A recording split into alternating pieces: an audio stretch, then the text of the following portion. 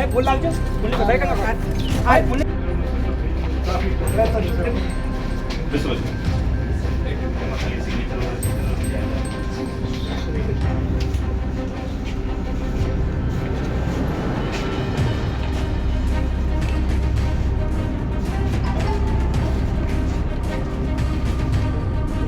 Okay થઈ ગયા okay thank you આપણી સહી બાકી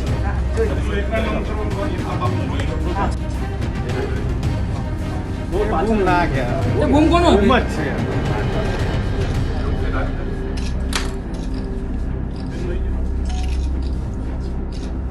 કરવા માટેના ઉમેદવાર તરીકે નામ નિયુક્ત કરેલ ભગવાનના નામે ગંભીરતાપૂર્વક સોગંદ લઉં છું કે હું કાયદાથી સ્થાપિત ભારતના સંવિધાન પ્રત્યે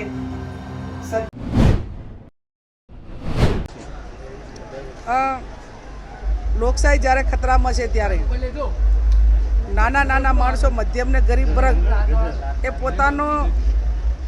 પોતાનું ગુજરાન ચલાવવું પણ અઘરું છે.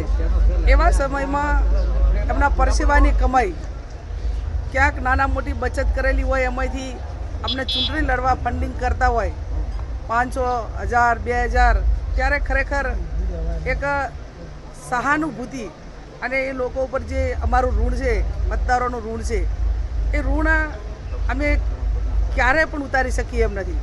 છતાં અમે ઉતારવા માટેના પ્રયત્નો કરશું ને એમણે જે અમારા ઉપર ભરોસો મૂક્યો છે એ ભરોસા ઉપર અમે ખરા ઉતરીએ એવી મા જગદંબા કોંગ્રેસ પાર્ટીના અમારા સર્વ આગેવાનોને અમને બધાને શક્તિ આપે એવી હું પ્રાર્થના કરું.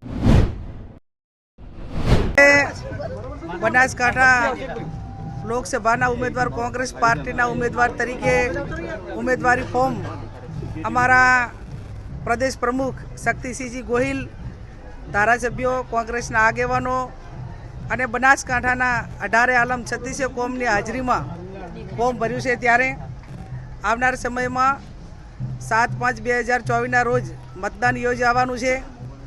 બનાસકાંઠાના ભૌગોલિક એરિયા પ્રમાણે જે પ્રશ્નો છે એ પ્રશ્નો છેલ્લા 1 મહિનામાં જ્યાંથી પણ અમને રજૂઆત મળી છે એ પણ અમારા ધ્યાનમાં છે અને જનતાના આશીર્વાદ, બનાસકાંઠાની જનતાના આશીર્વાદ અમને મળશે તે માટે કરીને આ પહેલી ચૂંટણી એવી છે કે લોકો વોટે આપશે અને નોટ પણ આપી રહ્યા છે. આ સ્વયંભૂ લોકો પોતાની રીતે તમામ પ્રકારનો ખર્ચો ઉપાડી રહ્યા છે. ત્યારે મને બનાસકાંઠાની જનતા ઉપર પૂરેપૂરો ભરોસો છે. આજે અમારું મોવડી મંડળ હાજર રહી અને આ ઉમેદવારી ફોર્મ ભરાવ્યું છે.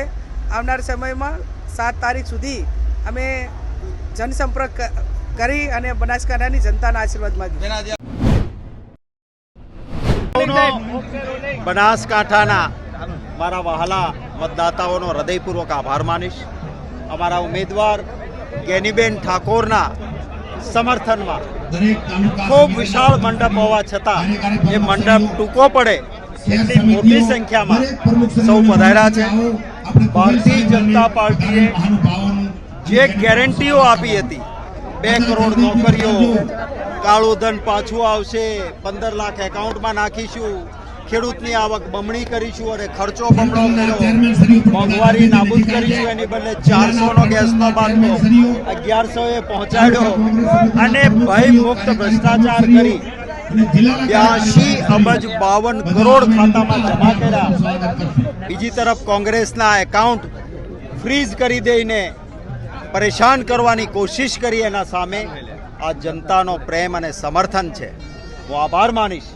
લોકશાહીમાં આખરે લોકો મહાન હોય છે લોકોનો, કે ભારતીય જનતા પાર્ટીના અહંકારને ગુજરાત અને દેશની જનતા તોડશે.